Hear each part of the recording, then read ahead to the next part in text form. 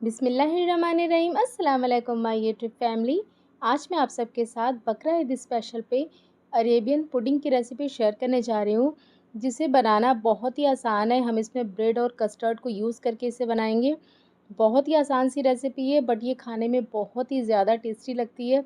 किसी भी छोटी मोटी पार्टी या फिर गेट टुगेदर के लिए बिल्कुल हिट रेसिपी है। आप इसे ट्राई कर सकते हैं, बहुत ज़्यादा मज़े की लगती है। आप चाहे तो इसे 1-2 दिन पहले भी बना के रख सकते हैं। अगर आपके पास ज़्यादा डिशेज़ हैं बनाने के लिए, तो आप इसे 1-2 दिन पहले ही बना लें, बहुत ज़्यादा मज़े की लगती है। तो चलिए वीडियो स्टार्ट करते हैं। वीडियो अच्छी लगे तो लाइक और शेयर करना ना भूलें। सबसे पहले हम लेंगे एक छोटी-सी कटोरी, इसमें ऐड करेंगे आधा कप दूध। ये जो दूध है, ये मैंने ठंडा दूध लिया है फ्रिज का। इसमें ऐड करेंगे 2 बड़े चम्मच कस्टर्ड पाउडर, ये वनीला कस्टर्ड पाउडर मैंने लिया है, और इसे अच्छे से मिक्स कर लेंगे। तो ये देखिए यहाँ पर जो कस्टर्ड पाउडर है मिक्स हो गया, इसे अब साइड में रख देते हैं। अब हम फिर से यहाँ पर देखिए, एक यहाँ पर मैंने बोल में ले लिया है क्रीम। ये फ्रेश क्रीम मैंने लिया है, जो अमूल की फ्रेश क्रीम मिलती है ना मार्केट में, ये वही वाली क्रीम है। इसमें हम ऐड करेंगे 2 से 3 बड़े चम्मच कंडेंस्ड मिल्क के, और ये जो क्रीम है ना, ये मैंने लिया है करीब 3/4 कप होगा ये। 2 से 3 चम्मच आप इसमें टेस्ट करके आप कम ज़्यादा कर सकते हैं कंडेंस्ड मिल्क को। इसमें हम ऐड कर देंगे। मैंने यहाँ पर 2 बड़े चम्मच ऐड किया है भर-भर के, आपने देखा। मिक्स करेंगे क्रीम और कंडेंस्ड मिल्क को, और इसे भी मिक्स करके हम साइड में रख देंगे। सारे इंग्रेडिएंट्स की लिस्ट आपको नीचे डिस्क्रिप्शन बॉक्स में मिल जाएँगे। और अब हम सॉस पैन में ले लेंगे 2 कप दूध, और ये आधा लीटर दूध है। इसे रखेंगे हम उबलने के लिए, और जैसे ही दूध में उबाल आ जाएगा, हम गैस का फ्लेम लो पे कर देंगे। अब इसमें ऐड करेंगे हम 3 बड़े चम्मच चीनी, 3 टेबल स्पून, और इसे फिर से हम कुक करेंगे जब तक कि जो चीनी है वो डिज़ोल्व नहीं हो जाती। चीनी को हमें घुलने तक पका लेना है। 2 मिनट में ये घुल जाएगी, ज़्यादा टाइम नहीं लगता है।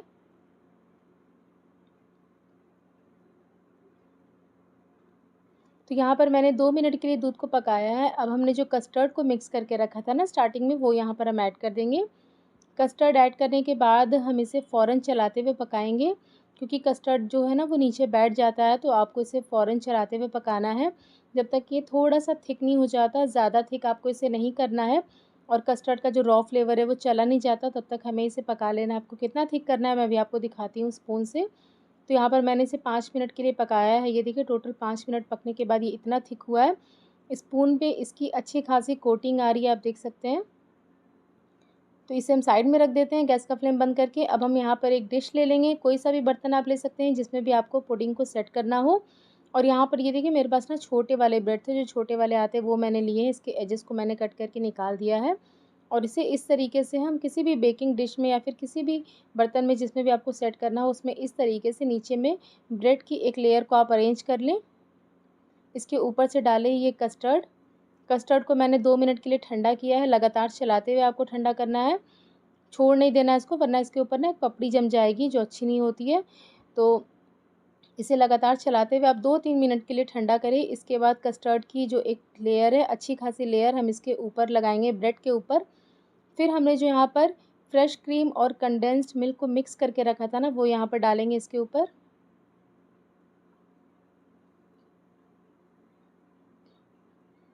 3 से 4 टेबलस्पून आप डाल दें। अब यहाँ पर हम डालेंगे ड्राई फ्रूट्स। तो ड्राई फ्रूट्स में मैंने लिया है काजू और बादाम। आप कोई से भी नट्स ले सकते हैं जो भी आपको पसंद है। बिल्कुल फाइन चॉप करके आपको डालना है यहाँ पर काजू बादाम को। फिर से हम इसके ऊपर ब्रेड की एक और लेयर लगाएँगे, ये देखिए इस तरीके से। और फिर से हम सारी चीज़ों को रिपीट करेंगे। सबसे पहले डाल देंगे कस्टर्ड, जो तो जितना बचा हुआ कस्टर्ड है ना, आधा मैंने पहले डाला था, आधा हम यहाँ पर पूरा डाल देंगे। इसके ऊपर से हमारा जो ये क्रीम और कंडेंस्ड मिल्क वाला मिक्सचर है ना, ये यहाँ पर हम पूरा इस पे डाल देंगे।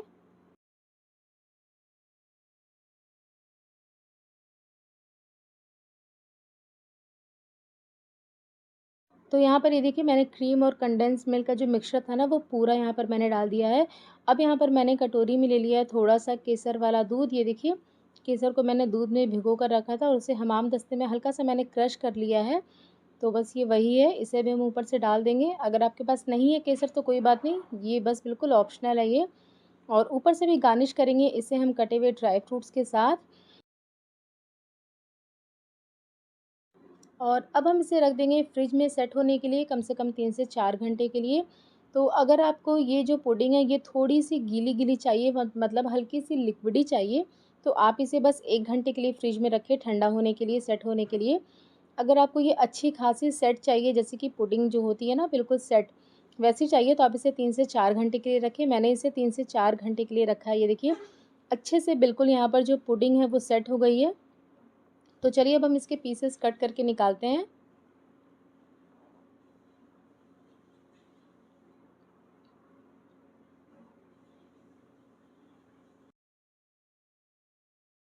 आपको देखकर ही समझ में आ रहा होगा कि कितना ज़्यादा टेम्प्टिंग बना होगा और इसे बनाना कितना आसान है ये भी आपने देखा ही है। बहुत ही झटपट ये बन जाता है, बनने में ज़्यादा टाइम नहीं लगता है, नहीं तो बहुत ज़्यादा आपको इंग्रेडिएंट्स चाहिए इसके लिए। तो आप भी इसे ज़रूर ट्राई करिएगा और वीडियो अगर थोड़ी-सी भी अच्छी लग रही हो तो प्लीज़ इसे लाइक करना बिल्कुल भी ना भूलें। आप अगर वीडियो लाइक करेंगे तो मुझे मोटिवेशन मिलेगा कि मैं और अच्छी-अच्छी रेसिपीज़ आपके लिए लेकर आऊँ। और प्लीज़ नीचे कमेंट सेक्शन में कमेंट करना मत भूलिएगा, कोई और रेसिपीज़ चाहिए तो आप मुझे ज़रूर कमेंट सेक्शन में बताइएगा, मैं उसे बनाऊँगी। तो आप भी इसे ट्राई करें और अपने फीडबैक मेरे साथ शेयर करना बिल्कुल भी ना भूलें। मिलते हैं एक और नई रेसिपी के साथ, तब तक के लिए अल्लाह हाफ़िज़।